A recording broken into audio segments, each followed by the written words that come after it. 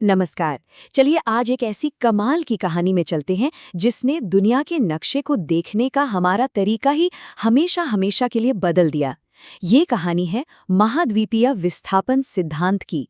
एक ऐसा आइडिया जो इतना रेवोल्यूशनरी था कि उसे सच साबित होने में दशकों लग गए। तो शुरू करें। एक पल के लिए सोचिए, एक ऐसी दुनिया जहां आज के महाद्वीप हैं ही नहीं, कोई एशिया नहीं, कोई अफ्रीका नहीं, कोई यूरोप नहीं, बस सिर्फ एक विशाल जमीन का टुकड़ा। आखिर तब हमारी पृथ्वी दिखती कैसी थी? बस यही एक सवाल इस पूरी थ्योरी के दिल में है। तो वैज्ञानिकों का मानना है कि उस वक्त धरती पर बस सिर्फ एक ही बहुत बड़ा जमीन का टुकड़ा था, जिसे हम सुपर कॉन्टिनेंट कहते हैं। और पता है, इस अकेले महाद्वीप का एक नाम भी था, पैंजिया। और इसके चारों तरफ जो विशाल समंदर था, उसे कहते थे पैंथेलैसा। मतलब सोचिए, बस एक जमीन और एक महासागर। कितना आसान लगता है ना सुनने में। लेकिन जैसा कि होता है, कुछ भी हमेशा के लिए नहीं रहता। करोड़ों साल बीते और ये विशाल पैंजिया टूटने लगा। इसके दो बड़े हिस्से हो गए। जो उत्तरी हिस्सा था उसे कहा गया लरेशिया और दक्षिणी हिस्से को गोंडीवाना लैंड। और मजे की बात यह है कि आज हम जितने भी महाद्वीप देखते हैं ना, वो सब इन्हीं दो टुकड़ों से टूटकर बने हैं।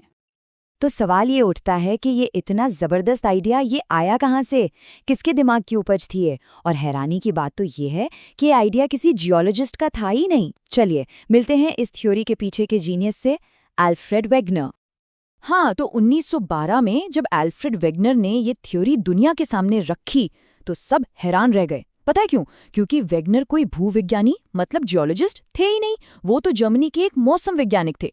सोचिए, एक बाहरी आदमी ने एक ऐसा आइडिया दे दिया जिसने जियोलॉजी की दुनिया में तहलका मचा दिया। वेगनर का आइडिया बहुत ही सिंपल था, पर उस जमाने के हिसाब से एकदम क्रांतिकारी। उन्होंने बस इतना कहा, आज जो हमें ये अलग अलग महाद्वीप दिखते हैं ना, ये हमेशा से ऐसे नहीं थे। ये कभी एक दूसरे से जुड़े हुए थे और धीरे धीरे खिसकते खिसकते आज की जगह पर पहुंचे हैं। मतलब उनके हिसाब से महाद्वीप रुके हुए नहीं है, बल्कि समंदर पर तैर रहे हैं। उस वक्त ये सोचना भी बहुत बड़ी बात थी, यकीन मानिए। अच्छा, इसे याद रखने की एक बड़ी मज़ेदार ट्रिक भी है। वैगनर का नाम वेगनर, इसे वेदर यानी मौसम और वंडर यानी घूमने फिरने से जोड़कर देखिए। है ना कमाल? एक मौसम वैज्ञानिक जिसने महाद्वीपों को ही घुमा दिया। अब देखिए, वैगनर ने सिर्फ हवा में बात नहीं की थी, उन्होंने अपने आइडिया को सपोर्ट करने के लिए सबूत भी जुटाए।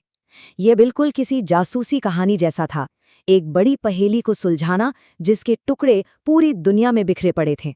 चलिए देखते हैं कि उन्होंने इन टुकड़ों को एक एक करके कैसे जोड़ा। तो वेगनर का सबसे पहला और सबसे जाहिर सबूत तो हमारी आंखों के सामने ही था, महाद्वीपों का शेप, उनका आकार। कभी दुनिया के नक्शे को गौर से देखा है?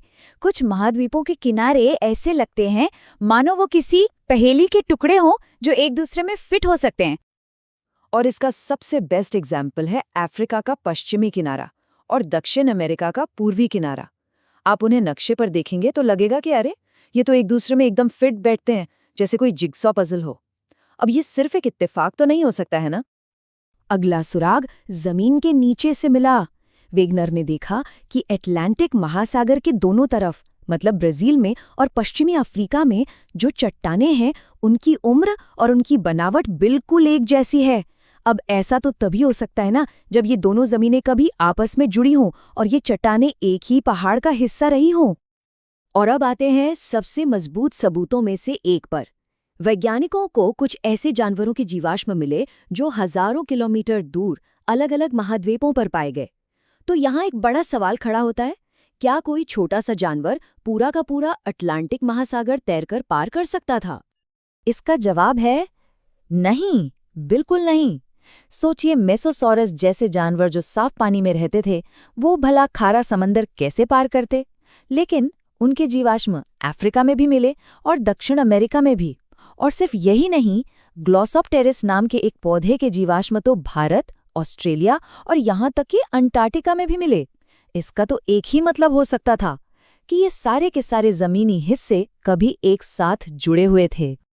एक और सबूत तो और भी हैरान करने वाला था, ग्लेशियरों के निशान। आज जो इलाके बहुत गर्म है, जैसे भारत और अफ्रीका, वहां पर लाखों साल पुराने ग्लेशियरों के निशान मिले हैं। अब ये कैसे हो सकता है? ये तो तभी मुमकिन है जब ये इलाके कभी बर्फीले साउथ पोल के पास रहे हों। अब ऐसा लग रहा होगा कि भाई इतने सारे सबूतों के बाद तो वेगनर की थ्योरी सबने मान ली होगी, पर ऐसा नहीं हुआ। उस समय के वैज्ञानिकों ने इसे सिरे से खारिज कर दिया। जानते हैं क्यों? क्योंकि उनकी कहानी में एक बहुत बड़ा लेकिन था, एक बहुत बड़ा सवाल जिसका जवाब उनके पास नहीं था।